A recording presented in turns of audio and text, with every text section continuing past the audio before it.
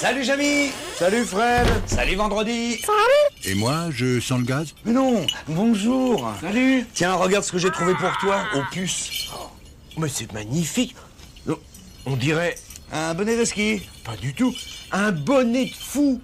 Oui, un bonnet de fou comme ils en avaient à la Renaissance. Comme le fou de François Ier, comment il s'appelait déjà Taboulet. Mais non, Triboulet.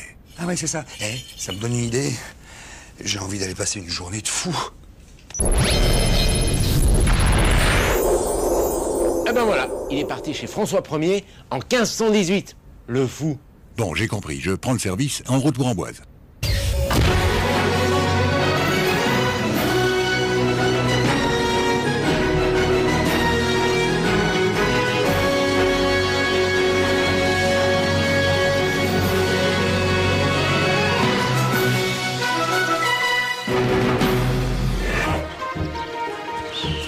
Oh, elle m'étonnera toujours cette zapette. Bon, est-ce que je suis au bon endroit au moins? Ah, excusez-moi madame. Je suis bien à la cour de François Ier. Le roi François. Tu y es, mon gars. Ce soir, il y a fête au château. Et vous êtes qui? Les saltimbanques, des artistes, quoi. Elle, c'est la délicate. Ah, c'est joli. Et pourquoi? Bah, elle tord l'acier. Tiens, détends-moi ça, mon gars. Et toi, qui es-tu? Je m'appelle Fred. Et que viens-tu faire au château? J'aimerais devenir apprenti fou.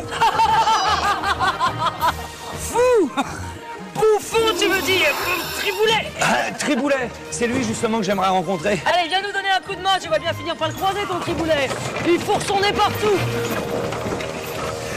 Je vous présente le maître des lieux. François Ier.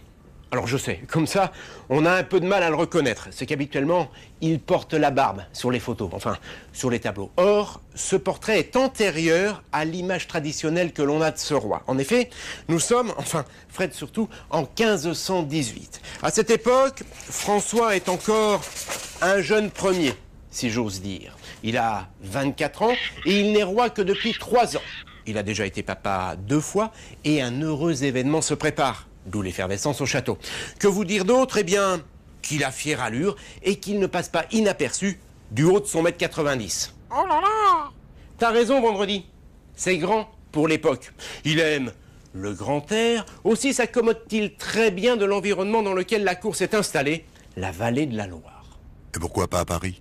Eh bien, souvenez-vous, la guerre de 100 ans n'est pas loin. C'est à cette époque que le roi a quitté la capitale, quand elle est tombée aux mains des Anglais et de leurs alliés, les Bourguignons. Alors certes, en 1518, la guerre est terminée depuis belle lurette. Cela dit, François Ier, comme ses prédécesseurs, se sent toujours plus en sécurité en province qu'à Paris. En ce début de XVIe siècle, la France se porte plutôt bien. La guerre de 100 ans avec les Anglais est terminée et la période qu'on nommera plus tard le Moyen-Âge s'achève. Les contours du pays commencent à ressembler à ceux d'aujourd'hui. La Bretagne est devenue française grâce au mariage du roi Charles VIII avec la duchesse Anne de Bretagne. Quant aux ducs de Bourgogne qui avaient construit une principauté, ils ont été vaincus. Seules 2 enclaves demeurent, Calais, toujours occupée par les Anglais, et le comtat venessin, Orange et Avignon, qui appartiennent au pape. Bref, la France s'unifie. Hors des frontières, Charles Quint apparaît comme le grand rival de François Ier. Roi d'Espagne, il deviendra bientôt empereur du Saint-Empire romain germanique. Et il possède aussi des territoires en Italie, où il s'affrontera à François Ier. Mais pour l'heure, tout est plutôt calme dans le royaume de France. Allez, allez, les artistes, on décharge, on se dépêche. Bah, dites donc, il y a de l'animation ici. Ce soir, il y a un banquet en l'honneur de la naissance du dauphin. C'est un grand jour alors. Premier fils de François Ier, il s'appelle François. Il s'appelle François lui aussi. La succession de la couronne est assurée, ça se fête. On allume les fourneaux, qu'on fasse bouillir les marmites, qu'on ait plus Tiens, chaud. le voilà ton Triboulet. Allez, viens, je vais te le présenter. Oh bah ça me ferait plaisir. Qu'on fume, pour qu'on rigole. Triboulet. Oui. Ce jeune homme voudrait te parler. Enchanté, monsieur Triboulet. Puis-je vous entretenir? Monsieur Triboulet, quand on lui parle, on commence par lui faire la révérence. Pardon. Monsieur Triboulet, pardon.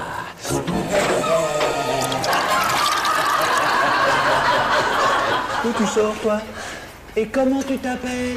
Je m'appelle Fred et je voudrais savoir comment on devient un fou du roi. Tu veux prendre ma place? Non, non, non, pas du tout. Je voudrais juste savoir comment se passe une journée de fou. Si tu m'aides, je vais t'expliquer. Qu'est-ce que je peux faire? Le roi m'a confié l'organisation de sa soirée. C'est le jour de ma vie. Je dois trouver ce qu'il y a de mieux pour les amuser. D'accord. Quelque chose qui soit à la hauteur de l'événement. D'accord. Qu'on s'en souvienne. Assieds-toi, on va commencer par casser la croûte. Les fous, comme Triboulet. Ça fait belle lurette qu'ils amusent la galerie. Dès l'Antiquité, ils se produisent devant leur entourage. Tenez, même la mythologie grecque a le sien, un certain Momus, certes, moins connu que Zeus ou Apollon, mais tout de même, Momus était dieu de la critique et du sarcasme, chargé de distraire sa divine compagnie. Les pharaons avaient le leur, les empereurs romains également, tenez, même Attila, roi des Huns, avait son fou. Oh, c'est facile, vendredi. C'est qu'un fou ne sert pas qu'à faire rire. En général, c'est un personnage difforme, dont l'aspect extérieur est censé renforcer la folie intérieure. Mais qu'on ne s'y trompe pas. Le fou a l'esprit vif et le verbe facile. Car c'est un métier de fou, mais un métier qui s'apprenait dans des écoles. Un métier? Absolument, car le fou doit avoir de l'esprit et de l'humour. Et à ce petit jeu, Triboulet fut un fou talentueux. En effet, sa complicité avec le roi, son sens de l'observation et de la répartie ont fait de lui, plus qu'un fou, un véritable conseiller politique. Dis donc, t'as pas fait le Tour de France, toi? Pardon? Ça se voit rien qu'à tes souliers. Qu'est-ce que c'est que cette histoire de Tour de France? Vous faites une course? Non, on se balade avec le roi dans tout le pays, avec la tapisserie, la vaisselle, le mobilier. Ah, mais c'est un vrai déménagement. Tout le monde suit. Les courtisans, les barbiers, les astrologues, les médecins, les serviteurs, les cuisiniers, les gardiens de perroquets. Il y a tout ce monde-là. Ah, la dernière fois, sur les routes en Normandie, on était plus de 4000. Et encore, je compte pas ceux qu'on avait perdus en chemin. Ouais, 4000, ça fait une belle caravane. Voilà, tiens. Bon, allez, au boulot, viens. Qu'est-ce que c'est que cette histoire de Tour de France? Tour de France 1530. Départ Paris, arrivé 2 ans plus tard à Compiègne. Nombre d'étapes, une quarantaine, dont Bourges, Clermont, Toulouse, Nantes ou Rennes. Oh là là, quel circuit! Certes, mais cette épreuve n'avait aucun caractère sportif. Ben oui, à l'époque, la télévision n'existait pas, les journaux non plus d'ailleurs. Pour se faire connaître et connaître ses sujets, le roi n'avait donc pas 36 solutions. Voyager et aller au contact de son peuple. Tiens, je dois avoir quelque chose là-dessus. Ah oui, voilà. Ces rencontres étaient l'occasion de présenter le dauphin, de retracer la généalogie du souverain, de distribuer des charges et des privilèges, d'écouter les doléances, de récupérer des dons, de faire des promesses. Bref, si c'est pas une campagne politique, ça y ressemble drôlement. Durant tout leur séjour, ils étaient logés et nourris gratuitement aux frais des habitants. Allez, viens Fred.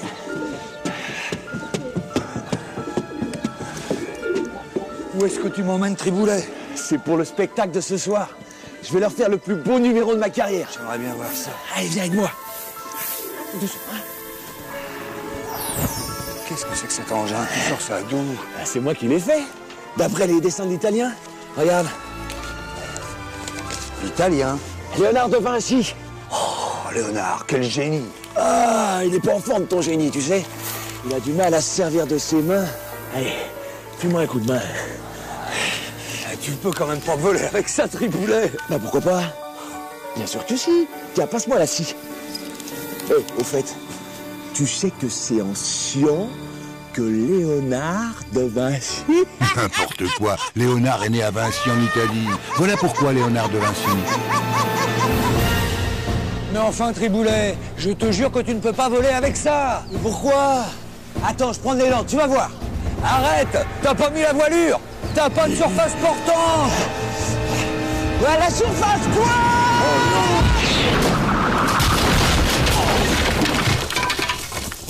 Triboulet, y a pas de mal?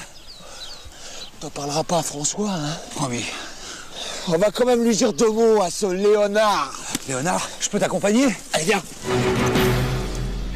Eh, doucement, c'est qu'il n'est pas tout jeune, le Léonard. En 1518, il a 66 ans. Alors certes, ce n'est pas un âge canonique, mais ça explique la longue barbe blanche. Et puis, c'est pas mal pour l'époque, d'autant qu'il a roulé sa bosse. Parti de Vinci, il est allé à Florence, puis à Milan, où il a réalisé la Scène, cette fresque qu'il a rendue célèbre, puis il est allé à Rome. Bref, quand il arrive en France en 1516, sa réputation n'est plus à faire.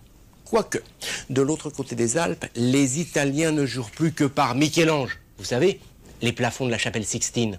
Ah d'accord. C'est pour ça que François Ier devient son mécène.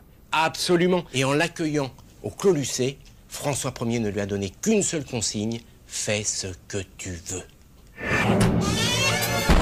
Leonardo! Où es-tu? Mais attends, c'est pas si grave. Quoi?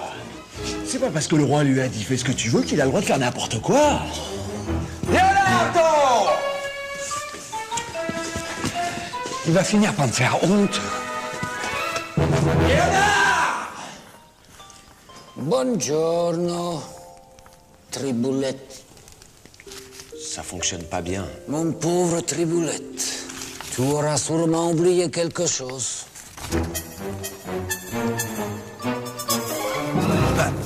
T'as vu ça, Fred? Il a chipé un plan. Ce tableau vous plaît? C'est Saint Jean-Baptiste. Je le trouve assez bien réussi. Je le pense aussi. La peinture vous intéresse? Oh, un peu. La Joconde. Vous voulez pas vous en débarrasser par hasard? Ah, Mona Lisa. Tout le monde l'aime. Hélas, mon jeune ami, je crains fort qu'elle n'intéresse déjà le roi. Ah, ça, je le comprends.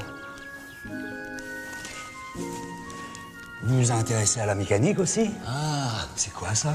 ça, c'est une machine volante. Une machine volante? Si, elle visse l'air et permet de s'élever. Ça ne vous intéresserait pas, vous? Quoi donc?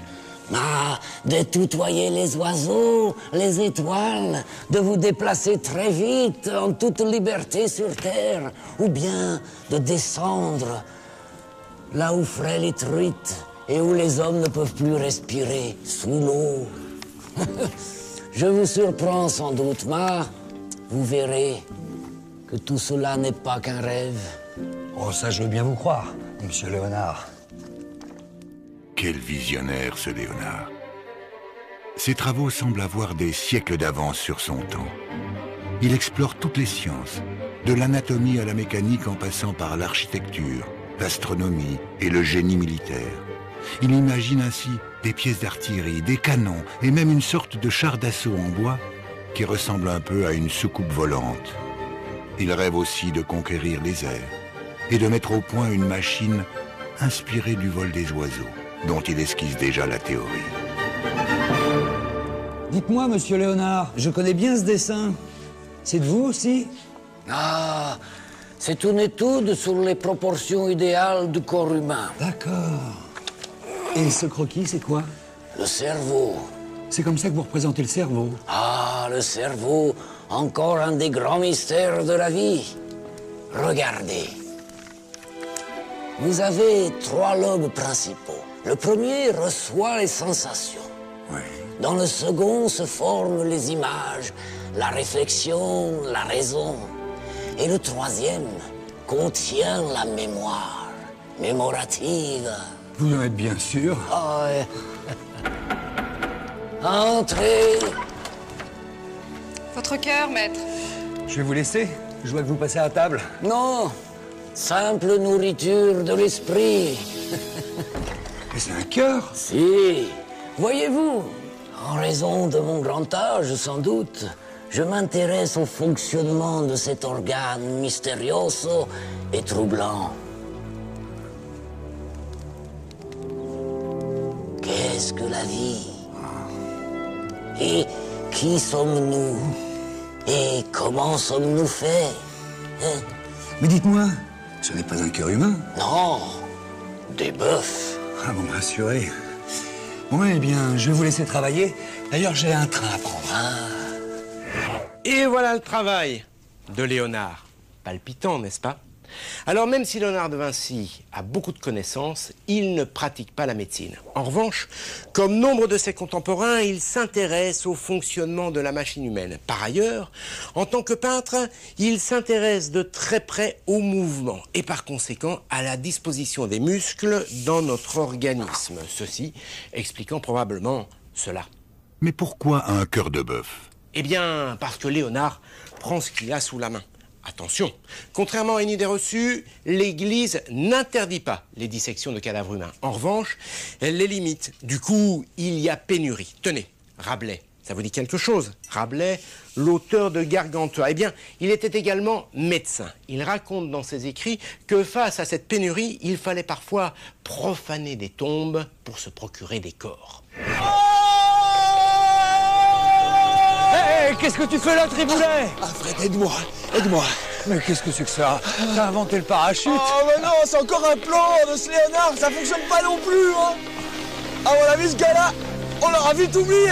Bon, ça c'est pas si sûr. Allez, viens, je vais essayer de te descendre. Pose les pieds, là. Allez, 1, 2, et 3. Je crois qu'il n'a pas fini de te réserver des surprises, ce Triboulet. Tiens, la cour. François Ier ne doit pas être loin. Ouais, mais tu vas finir par te faire mal. Ah bah oui, mais il faut qu'on trouve quelque chose. Parce que regarde. Alors, Triboulet, les festivités se préparent? Tu sais que j'attends de toi le meilleur ce soir. Il n'y a aucune inquiétude, cousin. Allez donc musarder, jouer à la guéguerre avec vos amis. Je m'occupe de tout. Comment oses-tu me parler ainsi? Qu'on s'empare de lui! Non, mon roi, pitié, pitié, malheureusement emporté. Pitié, mon bon roi, pitié, mon roi. Mais c'était une farce, Triboulet. Ça fait peur, non? Oh ben, j'ai pas l'habitude, cousin. Alors, ne crains rien, Triboulet. Si quelqu'un osait porter la main sur toi, je le ferais pendre dans le quart d'heure qui suit. Ah, cousin, ne pourriez-vous pas, je vous prie, le faire pendre un quart d'heure avant qu'il ne m'étripe? Ah, toujours le dernier mot, Triboulet. Allons jouer à la guéguerre et musarder.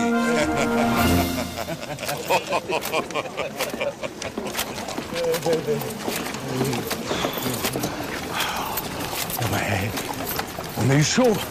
T'as vu comment tu lui parles aussi? Il joue à la guéguerre, musardé. Il adore ça. Depuis tout petit, il aime jouer à la guéguerre. C'est qu'il est téméraire, le cousin. Ouais, puis en plus, tu l'appelles cousin. Bah oui, non, mais ça, c'est une histoire de famille, je t'expliquerai. Allez, allons-y. Et quelle histoire de famille! Quand François Ier monte sur le trône, ça fait très longtemps que les Capétiens ne règnent plus. Ce sont leurs cousins, les Valois, qui leur ont succédé. Je vous en cite quelques-uns pour mémoire. Charles V, Louis XI. L'ennui, c'est que Charles VIII meurt sans héritier. Mais alors comment faire? Eh bien, on va aller chercher un cousin dans la branche Orléans.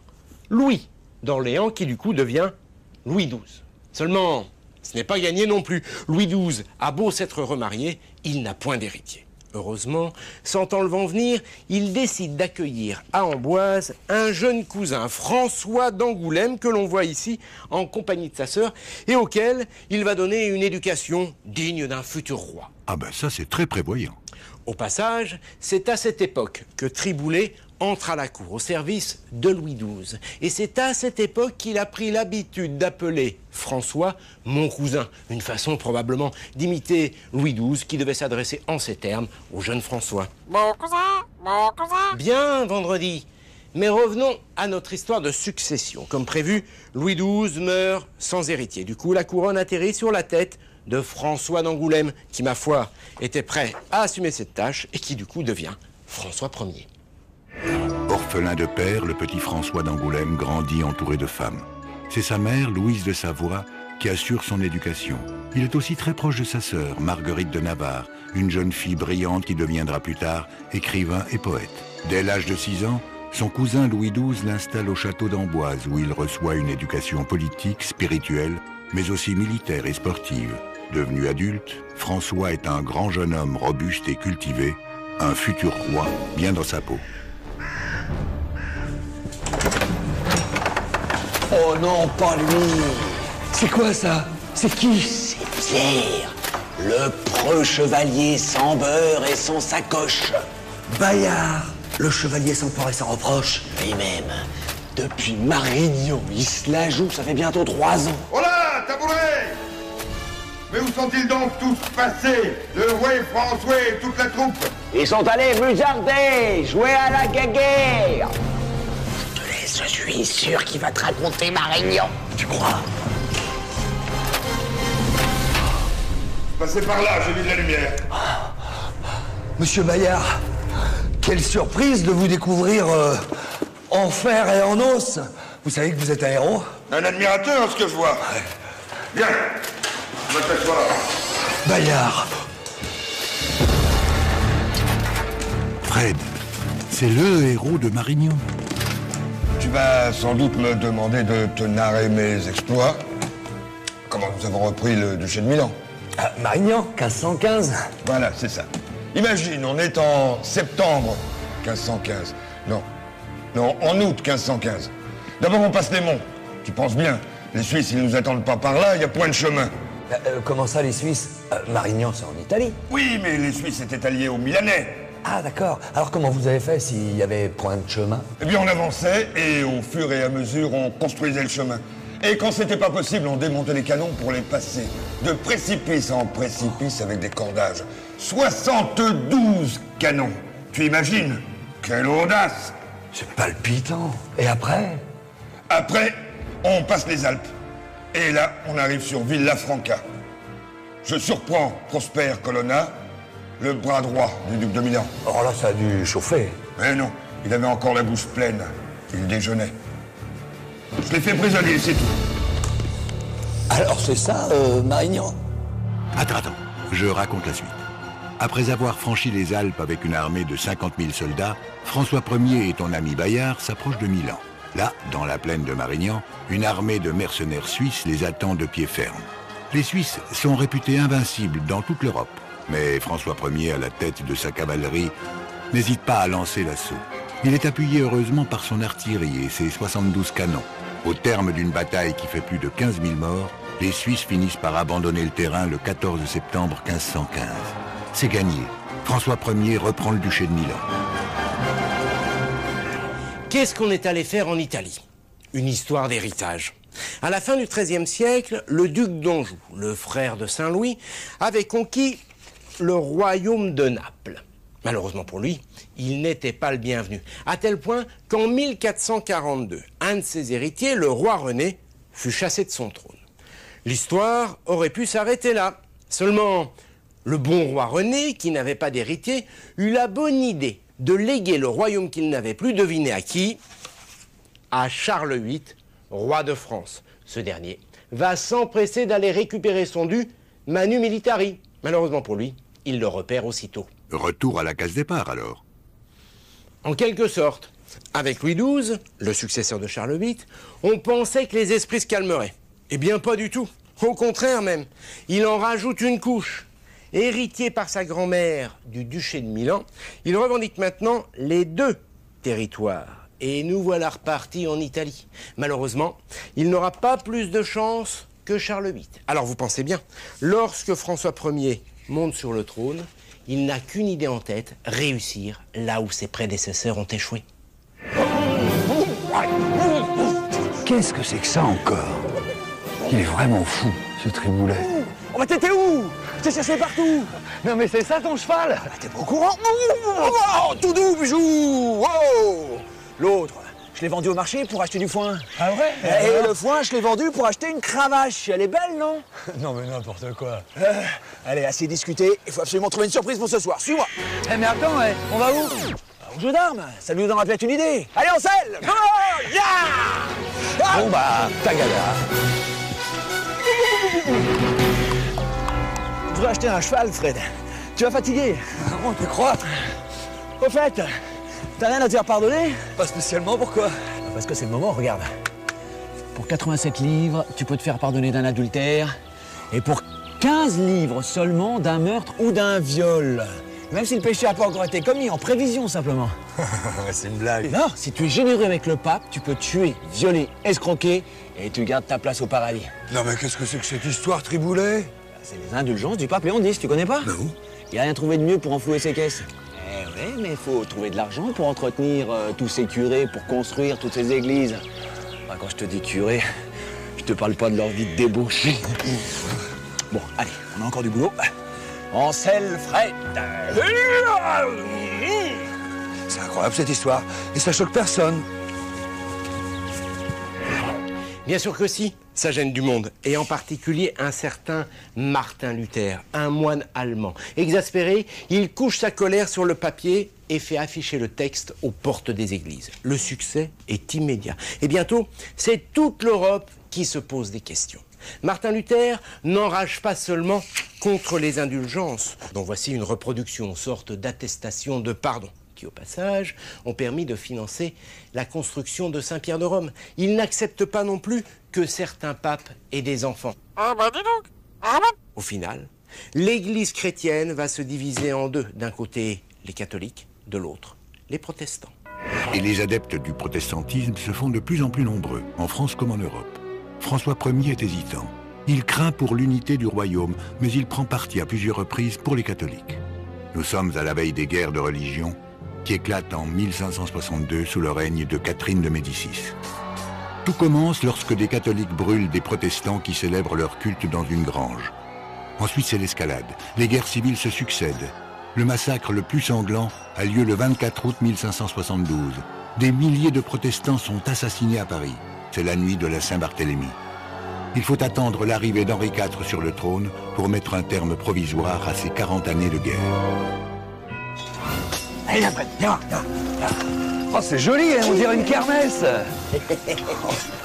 C'est une vraie foire aux armes. T'as vu ça? Ils avaient déjà des fusils à l'époque. Ce ne sont pas des fusils, Fred, ce sont des arquebuses. Arquebuses?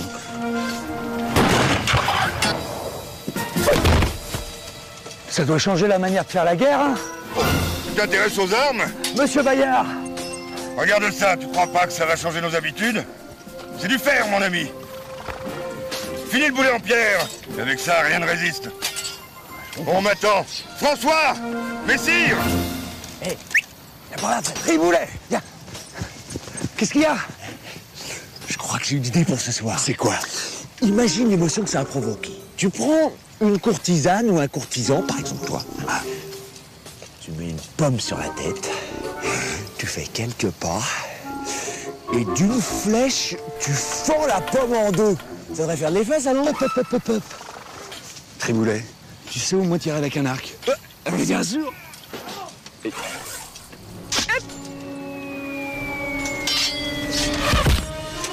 Ah, tu m'as vu?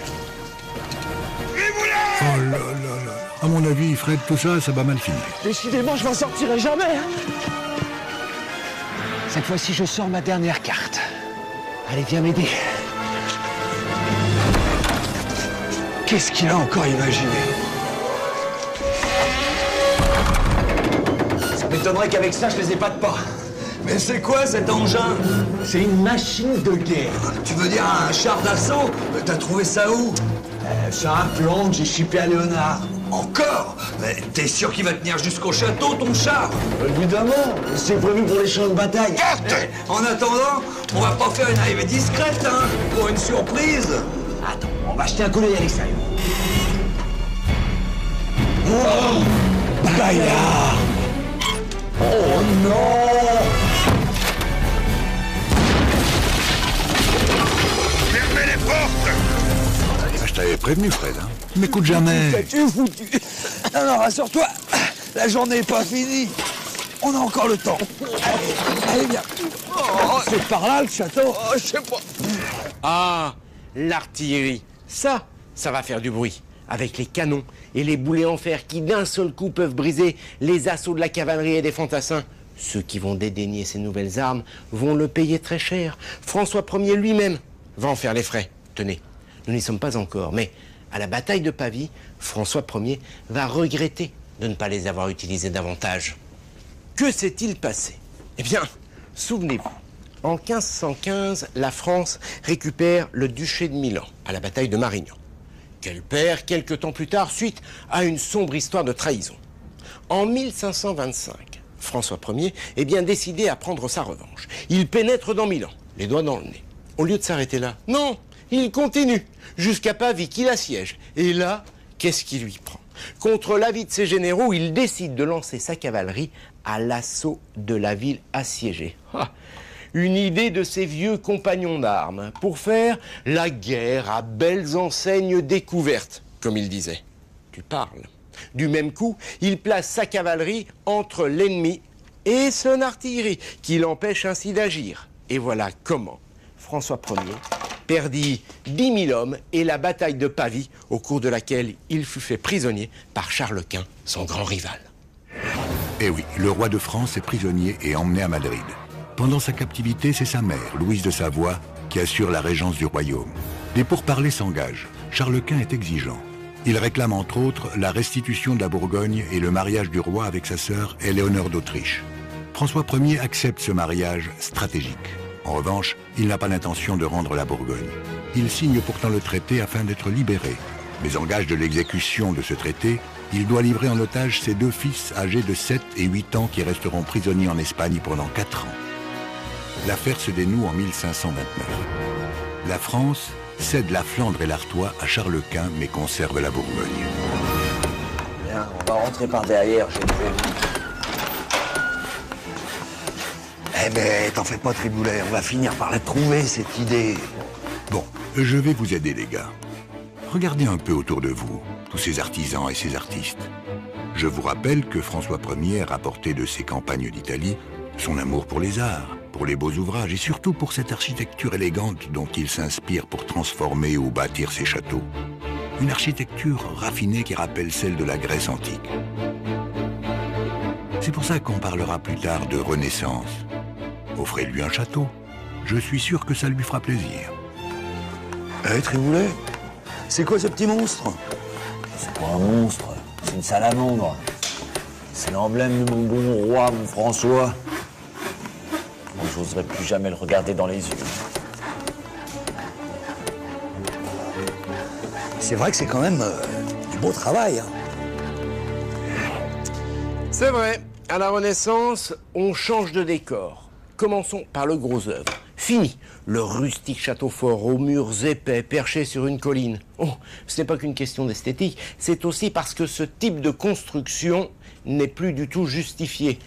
D'abord, parce que le pays est unifié. Les grands seigneurs ne se battent plus à l'intérieur du royaume. Ensuite, parce que le système de défense basé sur l'épaisseur et la hauteur des murs de la forteresse est totalement dépassé. Vous allez dire que j'insiste, mais tout ça à cause du boulet et du canon auquel rien ne résiste. Pour toutes ces raisons, faute de protéger, eh bien désormais, les châteaux sont élégants.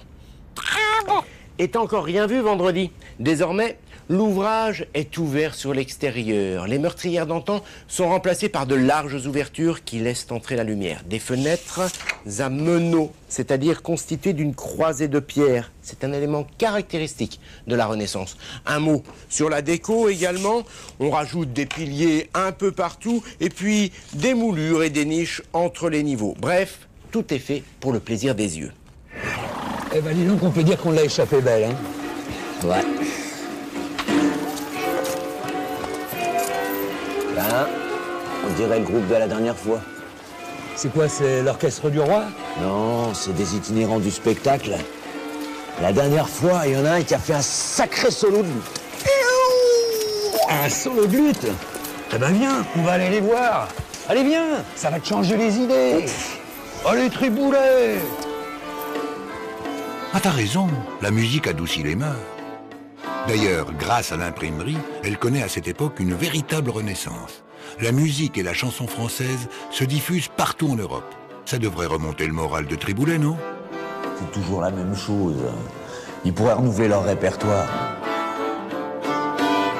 De toute façon, ce que je voulais, c'était lui offrir l'œuvre de ma vie. Maintenant, je suis perdu. Je suis perdu. On pourrait réfléchir pour lui faire un cadeau. Bah, tu sais qu'il adore la Renaissance italienne.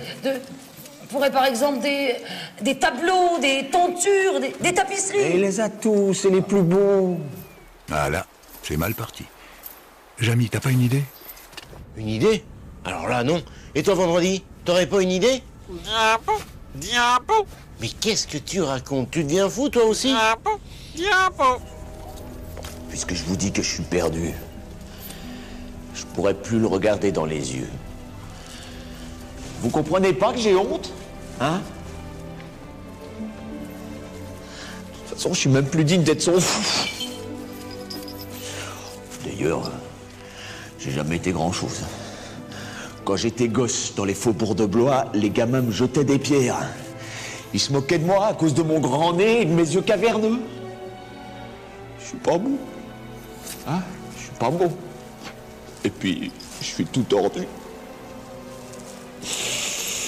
Heureusement que le bon roi Louis XII m'a protégé, sinon je serais mort lapidé par des enfants. Et mon François, lui qui m'aime tant et qui m'a tout donné, eh ben, je suis incapable de lui rendre. Je sais ce qu'il me reste à faire.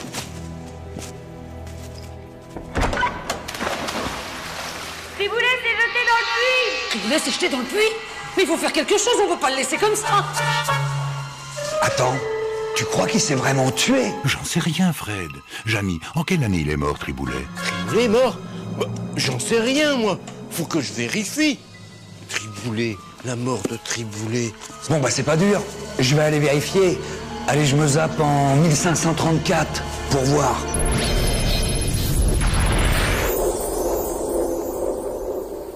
Mais c'est Chambord.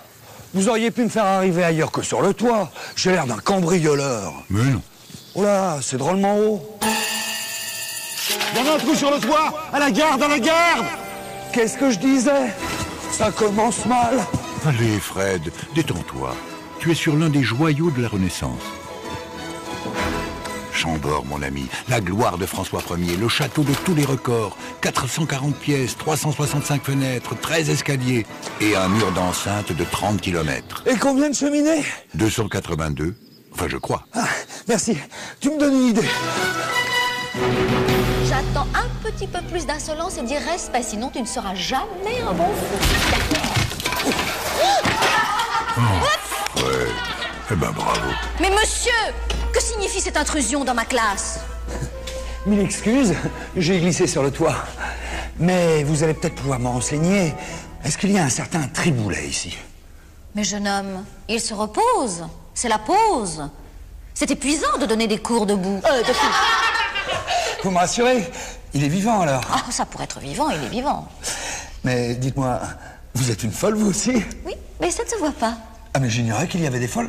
Vous êtes folle de qui? De la sœur du roi, Marguerite. C'est pour moi un grand honneur, une excellente condition. Je suis une femme libre. Allons, les enfants, le cours est fini pour aujourd'hui. Vous pouvez aller faire les petits fous dehors. Allez, allez, allez. Je crois que tu es tombé, si j'ose dire, dans une école de fous. Vous disiez une femme libre. Ça veut dire que les autres ne le sont pas? Je voulais dire que beaucoup ne le sont pas.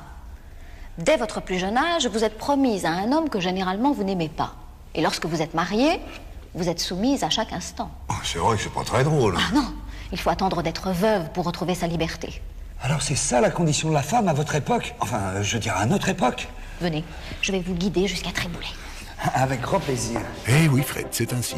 Encore que dans l'entourage de François Ier, les femmes sont plutôt choyées. Une cour sans dame, c'est un jardin sans belles fleurs, disait-il. Et il a ses favorites, enfin ses maîtresses. Françoise de Chateaubriand d'abord, une jolie brune aux yeux bleus avec qui il entretient une liaison pendant 10 ans. Puis Anne de Pisseleu, qui, plus qu'une maîtresse, devient une conseillère. Ces liaisons amoureuses n'empêchent pas le roi de se marier 2 fois. Sa première femme s'appelait Claude de France. C'est bien ça, Jamy? Nous sommes en 1534. Claude de France, c'est de l'histoire ancienne. Elle n'est déjà plus de ce monde depuis pas mal de temps. Pour info, François Ier l'avait épousée en 1514. Ils se connaissaient depuis qu'ils étaient tout petits. Oui, ben ça va, hein. C'est vraiment pas ce que vous croyez. Claude de France était en fait la fille de Louis XII et d'Anne de Bretagne. Comme sa mère, elle était l'héritière du duché de Bretagne. Alors pour éviter que ce territoire n'échappe à la couronne de France, Louis XII avait décidé de marier sa fille au jeune François. Bien évidemment, on n'avait pas demandé leur avis aux jeunes époux. Du coup, jamais ils ne se sont vraiment aimés. Malgré tout, ils ont eu 7 enfants, 7 grossesses en moins de 10 ans, qui ont fini par épuiser Claude de France, qui est morte à l'âge de 24 ans seulement. Oh bah c'est triste. Bah oui, c'est triste. Alors François Ier ne se remariera pas avant 1530. Et une fois encore, ce n'est pas lui qui va décider, c'est Charles Quint, un personnage également très important à l'époque en Europe. Il règne sur l'Espagne et sur ce qui correspond aujourd'hui à l'Autriche, l'Allemagne, les Pays-Bas. C'est également, souvenez-vous, le vainqueur de la bataille de Pavie. Depuis, il détient en otage les 2 fils de François Ier. Alors il est d'accord pour les lui rendre, mais à condition que François Ier épouse sa sœur Éléonore. Ce mariage était censé garantir la paix en Europe. Ah ben c'est sympa. Enfin, je veux dire pour la frangine. D'autant que François Ier n'avait guère de sentiments pour Éléonore. Côté cœur, François Ier était, comment dire, comme les châteaux de la Renaissance, ouverts sur l'extérieur. Oh, les gars! Entrez ici! Attendez-moi, je reviendrai me chercher. Qu'est-ce que c'est que ça? Des flèches? On dirait une carte du Canada.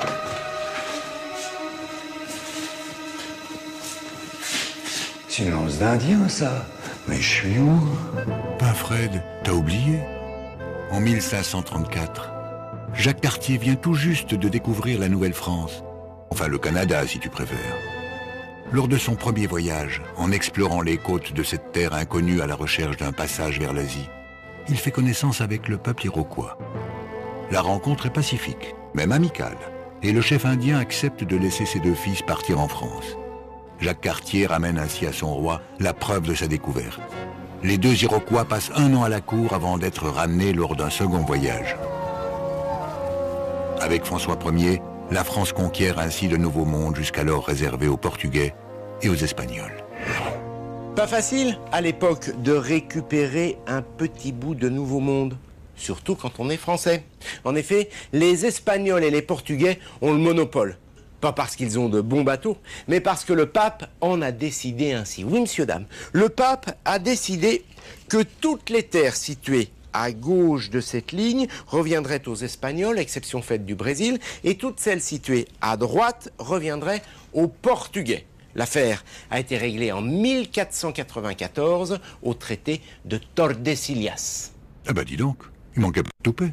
C'est vrai, mais c'était pour éviter que ces 2 grandes puissances maritimes ne se fassent la guerre. Et les Français dans tout cela?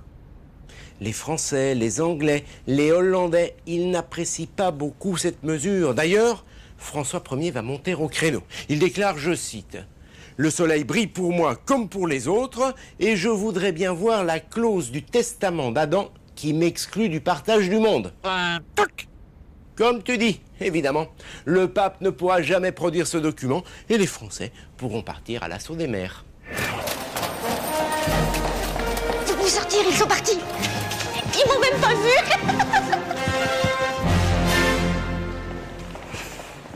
Oh, Triboulet, regarde un ami. Oh, Fred, mais qu'est-ce que tu fais là? Ça me fait plaisir de te voir. Bouge pas, j'arrive. Oh, Triboulet.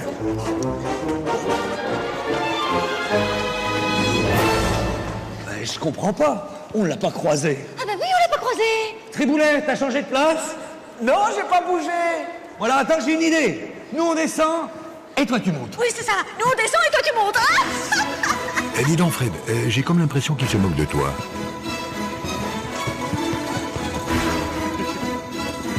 Qu'est-ce que c'est que cette histoire? C'est un escalier de fou.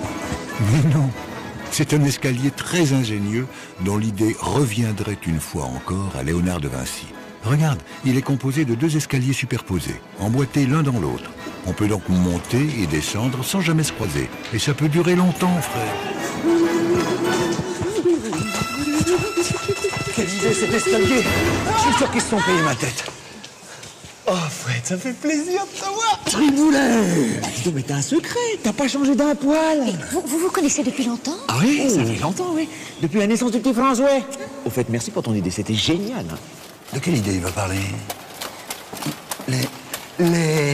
Ça vous ennuie si on poursuit la conversation à l'extérieur? Il joue à cache-cache avec 2 gardes. C'est très très drôle. Eh ben voilà, tu l'as retrouvé ton Triboulet. Et en plus, en 1534, il vient d'entrer dans la postérité et dans l'histoire. Les écrivains parlent de lui. Au fait, tu as lu le dernier Rabelais? Pantagruel? Ouais. Ça a dû te rendre célèbre, on parle de toi dans ce livre. Oh oui. Oh, folle, fatale, de nature céleste, joviale, mercuriale, lunatique, erratique, excentrique, et j'en passe. En attendant, il a fait un tabac à la foire aux livres de Lyon. Et tu sais que depuis Camembert, en 1440, on vend les bouquins comme des petits pains. Camembert. Gutenberg, il veut dire de l'imprimerie, hein, c'était un petit peu... Voilà, hein, mais notez que bientôt tout sera imprimé en français. Moi, j'aime bien cette époque. Eh ben moi, ça me fait plaisir de le voir comme ça, Triboulet. Souviens-toi, Fred, c'est en 1539 que François Ier signe l'ordonnance de Villers-Cotterêts qui impose le français dans tous les actes juridiques, à la place du latin. Avec cette ordonnance, le français devient la langue de l'État. Le roi affirme ainsi son autorité sur tout le royaume et l'Église catholique perd un pouvoir précieux. C'est aussi François Ier qui instaure le dépôt légal, c'est-à-dire l'obligation de déposer tout nouvel imprimé à la Bibliothèque nationale, alors appelée Librairie royale. Dis donc, ça t'intéresse pas, la mode? Bien sûr que si, pourquoi? Tu n'as pas la barbe. Ah, c'est vrai que j'ai remarqué que tous les hommes qu'on croise ici portent la barbe, toi aussi d'ailleurs. Oui, c'est Cousin qui a commencé. C'est le raffinement italien. Oui, d'ailleurs, moi-même, je me laisse pousser la barbe. N'est-ce pas, Triboulet? Eh bien, je vais vous laisser entre fous. Oui. Hein. À bientôt. Mais qu'est-ce que c'est que cette histoire de barbe? Jamy, ils sont tous devenus fous. Que je vous raconte. Nous sommes en 1521, au mois de janvier. François Ier est à Romorantin. Avec des amis, il est allé tirer les rois chez un voisin, le comte de Saint-Paul. Le hasard faisant les choses, c'est le comte de Saint-Paul qui a eu la fève et qui est roi. Rien de bien méchant. D'ailleurs, les convives fêtent dignement l'événement. Seulement, sur le chemin du retour, François Ier et ses amis décident, pour s'amuser, de revenir sur leurs pas. Ils demandent réparation. Dans l'euphorie, ils réclament même qu'on leur livre l'usurpateur. Et évidemment, les assiégés répliquent par des jets de boules de neige. Et malheureusement, dans la confusion, un tison incandescent est envoyé sur les assaillants. Et comble de la malchance, il atterrit sur la joue du roi et l'entaille profondément. Eh bien, c'est pour cette raison que François Ier s'est laissé pousser la barbe pour masquer la cicatrice. Et c'est pour l'imiter que les gentilshommes en firent autant. Bon, bah maintenant, on peut retourner à Amboise, voir Triboulet. À la gare! À la gare! C'est toi! Tu es pris! On ne bouge plus! Un petit sourire. Merci beaucoup. Je me zappe. Lâchez-moi,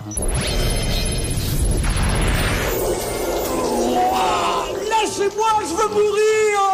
Eh, Triboulet! Je l'ai trouvé, ta surprise pour ce soir. Oh, te moque pas de moi, hein, faut pas jouer avec mon honneur. Eh, je te dis que j'ai trouvé la surprise, tu peux me faire confiance, je suis un homme de parole. Tu me la donnes, ta parole? Je te la donne.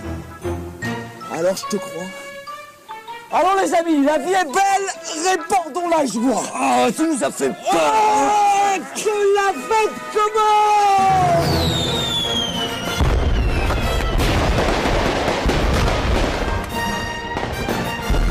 Eh, dis donc, ça me fait penser à un son et lumière.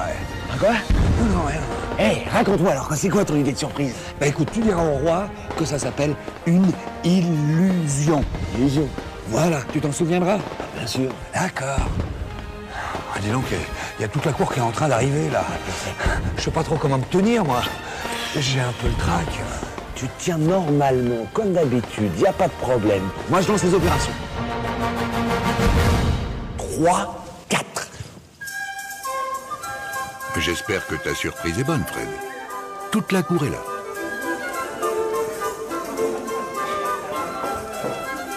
C'est bien ma veine, Majesté, en un si beau jour, être humilié de la sorte. Oh, mais Qu'est-ce qu'une flèche dans la fesse, chevalier? Vous en avez connu d'autres sur les champs de bataille. Certes, messire. Mais ce n'est pas vous qui êtes assis dessus. Chevalier, vous auriez dû enlever votre armure. Ici, vous ne craignez rien. Ah, ça, c'est pas sûr. Messire, mais il n'est donc pas mort, celui-là? Comment donc le supportez-vous? Mon ami, figurez-vous que l'autre jour, n'en pouvant plus de supporter son arrogance, je le condamne à mort. Ah, ça, bonne idée. Ben oui et non. Pensez que par affection, je lui laisse le choix de la mort. Très bonne idée. Il a dit, mon bon sire, par Sainte-Nitouche et Saint-Pansard, patron de la folie, je demande à mourir de vieillesse. Que puis-je répondre à cela? Mon bon seigneur, je crois que vous tenez là un fou de la meilleure espèce. Mon cousin, noble cour. Alors, qu'as-tu donc encore à me démontrer? Mon assistant Fred réclame votre attention et que l'on éteigne les bougies. Soit.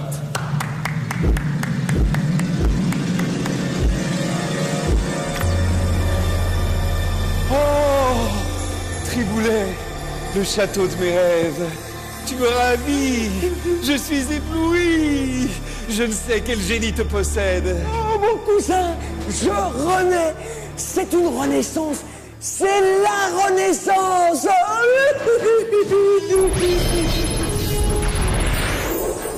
Alors, t'as vu le coup de la diapo? Pas mal, hein? Tu parles? C'était une idée de vendredi. Oh, excuse-moi, vendredi, j'avais oublié. En tout cas, Triboulet, Léonard de Vinci, François Ier et Bayard dans la même émission, c'est épuisant, j'avais jamais fait ça. Tiens, à ce propos, Bayard, il a l'air drôlement sympa comme gars. T'aurais pas récupéré son adresse? Ah bah si, bien sûr, t'as de quoi noter? Ouais. Alors vas-y, note. Alors c'est... Attends, je cherche. C'est Bayard, c'est comme chevalier, @albarde.bb.amboise. Bébé comme Brigitte Bardot? Non, comme Bayard. Mais dis donc, c'est une adresse internet, ça? Et alors? On va pas pouvoir lui écrire. Pourquoi? Tu sais très bien, on n'a pas internet ici. Ah oui. Eh les gars, je me demande vraiment qui est le plus fou des deux. Oh, c'est lui.